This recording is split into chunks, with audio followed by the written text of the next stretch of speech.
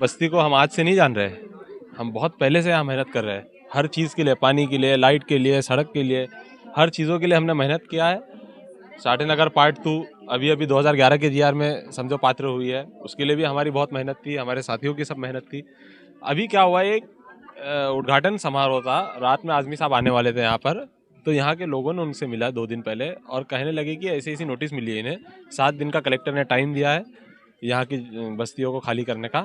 तो humanity ground पे, इंसानियत के नाते हम कलेक्टर के पास गए थे आज यहाँ के कुछ लोग, और उनसे रिक्वेस्ट की कि बच्चों का 10वीं और 12वीं का एग्ज़ाम है और हमारे मुसलमानों का रमज़ान का त्यौहार है और इसमें लोगों को वक्त नहीं मिलता है, लोग भागदौड़ में रहते हैं और बच्चों का एग्ज़ाम है, अगर अब झोपड़े टूट गए तो वो लोग कैसा अपने एग्ज़ाम की प्रिपरेशन करेंगे और सब, इसीलिए ह्यूमैनिटी ग्राउंड पे कुछ वक्त मिला है हमें और यहाँ के झोपड़ों को कलेक्टर ने रमज़ान तक का टाइम, इंशाल्लाह एग्ज़ाम के बाद तक का टाइम दिया है। आश्वासन आपको क्या दिया गया कलेक्टर द्वारा? आश्वासन देखो कुछ नहीं होता है, क्योंकि हम तो रिक्वेस्ट करने गए थे, हमारी रिक्वेस्ट एक्सेप्ट की, बस वही बहुत बड़ी बात है। उनका बहुत बहुत शुक्रिया कि हमारी रिक्वेस्ट उन्होंने एक्सेप्ट की और रमज़ान के बाद तक का हमें टाइम मिला है। देखो फिर आगे क्या होता है। चैनल के माध्यम से मुख्यमंत्री जी देवेंद्र फडणवीस जी हो गए, एकनाथ शिंदे जी हो गए, पवार ताई हो गई, अभी देखिए अजित पवार साहब तो रहे नहीं, पवार ताई, उनसे किस तरह का निवेदन करना चाहेंगे? देखिए, मुंबई में लोगों के पास रहने का ठिकाना नहीं है, लोग बढ़ते जा रहे हैं, तो मैं मानता हूँ कि लोगों को रहने का ठिकाना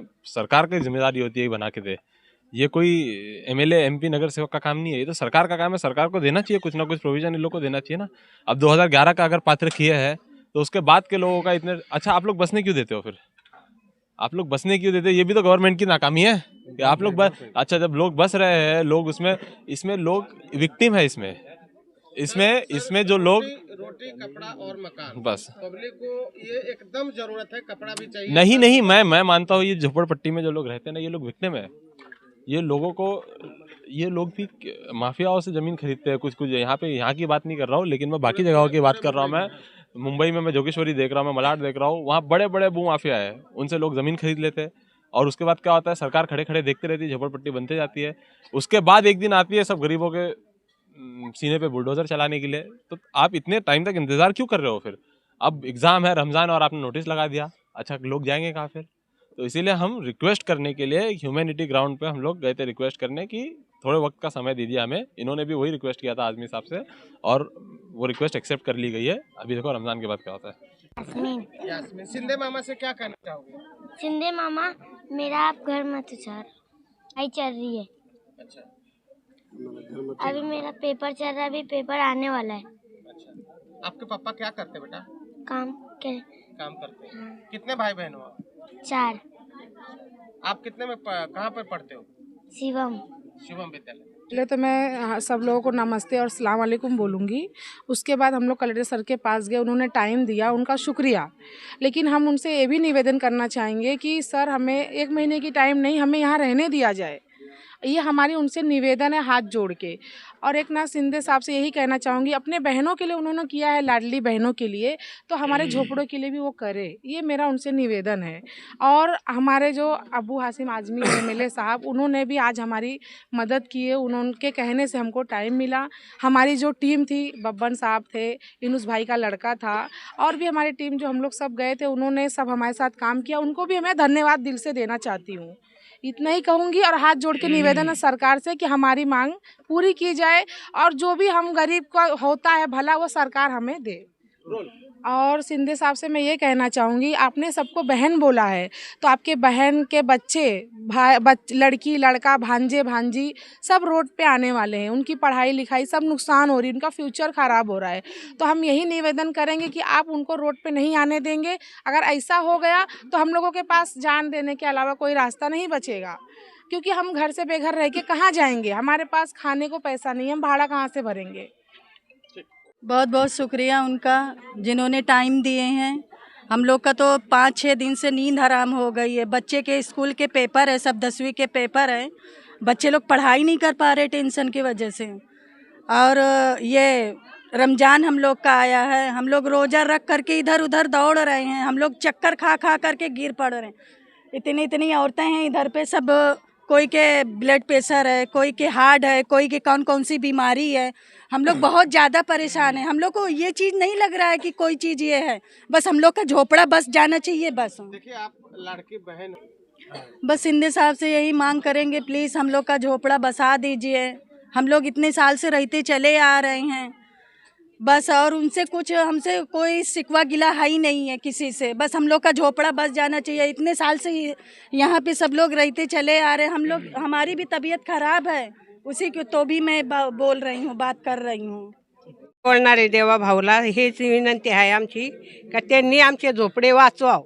एवढ्या दिवसापासून आम्हाला पैसे देतात ते 1500 रुपये देतात। किती वर्ष झाले आता आम्हाला, 2 वर्ष 3 वर्ष होत आली पैसे देत आले ते आम्हाला, पण आता त्यांनी आमची मदत करावं। म्हणजे आता पैसे नको, तुम्हाला घर पाहिजे? घर बी पाहिजे आणि पैसे नसले तरी चालेल, पण आम्हाला घराची मदत पाहिजे हे आमचं म्हणणं आहे।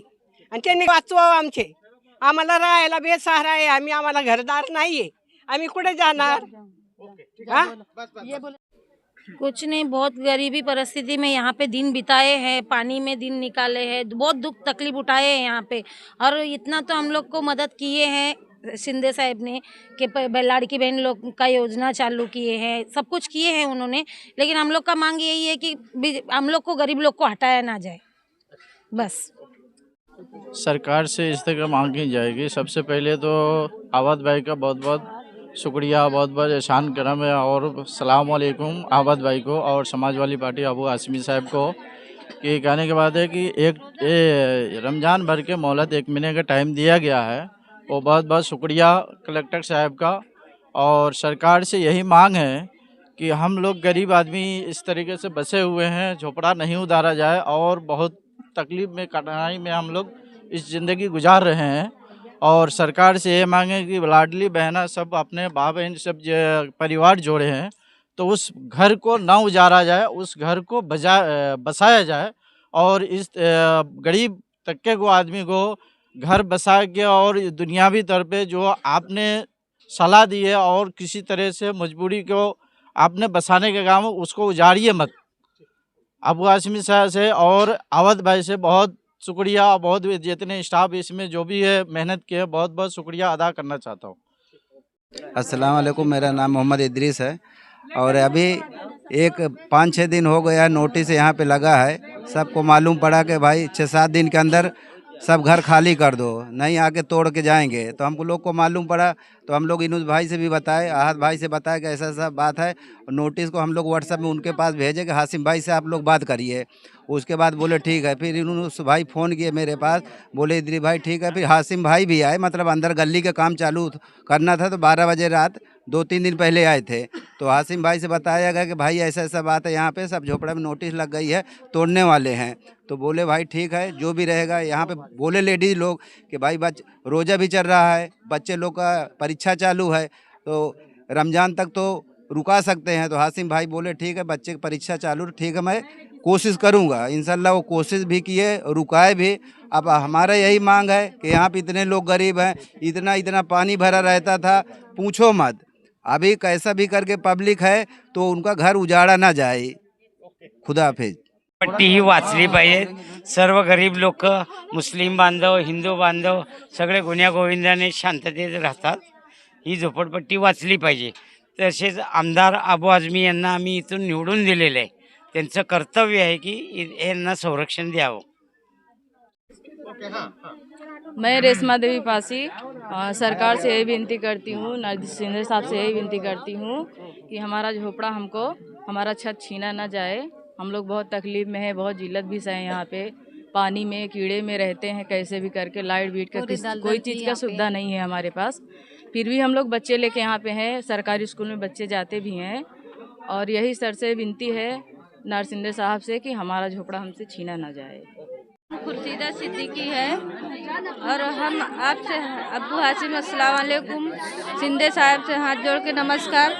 आप हम लोग का झोपड़ा मत उजाड़ो, हमारे छोटे छोटे बच्चे हैं, पढ़ने जाते हैं, पानी में दलदल में धूप में हम लोग रहते हैं। आप हमारे बच्चे लोग के सर से साया मत उजाड़ो, बच्चे लोग को रहने दो, पढ़ने दो, हमारा झोपड़ा बसा दो। बस यही निवेदन है आपसे। सिंधे साहब से, मेरा नाम बिंदु गौतम है, मैं सिंधे साहब से यही मांग कर रही हूँ कि हम लोग छोटे छोटे बच्चे लेके जब ये तालाब था तब अपना घर लॉकडाउन में बनवाए थे। बना के हम लोग बच्चे को ला के लकड़ी ला कर बच्चे लोग रखे, तब हम लोग का रास्ता बना, तब हम लोग घर के अंदर घुसे। अब जब लकड़ी से मिट्टी सब भर गया, अब झोपड़ा अच्छा बन गया, तो यही सब तोड़ने फोड़ने का काम अब चालू हो रहा है। मैं सिंधे साहब से यही निवेदन करती हूँ कि हम लोग का घर दे दो। आपके बच्चे कितने भाभी? हम लोग के बच्चे 3, मेरे पास 3 बच्चे हैं। पढ़ाई कहाँ? एक 8वीं में है, ये यहाँ लल्लू भाई में शिवम विद्यालय में। आदमी क्या काम करते हैं? मेरे आदमी यही मेडिसिन का काम करते हैं मेरे आदमी। सर यहाँ पे हम लोग जो है लॉकडाउन से रह रहे हैं और यहाँ पे कुछ भी नहीं था जब से हम यहाँ पे रह रहे हैं सर। और अभी जब यहाँ पे पानी दलदल था, इतनी दुख मुसीबत से हम लोग यहाँ पे उठाए, और अब जो नोटिस दे रहे हैं तो सिंधे साहब से हमारी ये रिक्वेस्ट है कि हमारा झोपड़ा ना तोड़ा जाए, हमारे बच्चे बेघर हो जाएंगे, हमारे कमाने वाले भी कोई नहीं। एक मेरा शौहर है, वो भी शुगर का पेशेंट है, हम लोग बहुत गरीब हैं। अब ये तोड़ देंगे तो हम लोग रोड पे आ जाएंगे, हमारे बच्चे रोड पे आ जाएंगे सर, तो हम लोग कहाँ जाएंगे। हमारी सरकार से यही मांग है, सिंधे साहब से यही मांग है कि हमको मतलब हमारा झोपड़ा बचाया जाए, हमारा झोपड़ा ना तोड़ा जाए।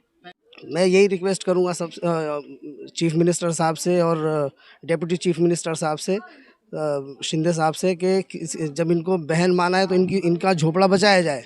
जब सर से क्षति छिन जाएगी तो ये कहाँ जाएंगे। ये देखिए छोटी छोटी स्कूल के बच्चे हैं, इनके भविष्य का क्या होगा। कम से कम इनके भविष्य का सोचिए कि जब घर ही नहीं रहेगा तो फिर ये आत्महत्या करने के अलावा इनके पास कोई चांस नहीं है बिल्कुल भी। तो मैं हम्बल रिक्वेस्ट करता हूँ एकनाथ शिंदे साहब से, इन बच्चों का फेस देखकर इनके ऊपर रहम किया जाए।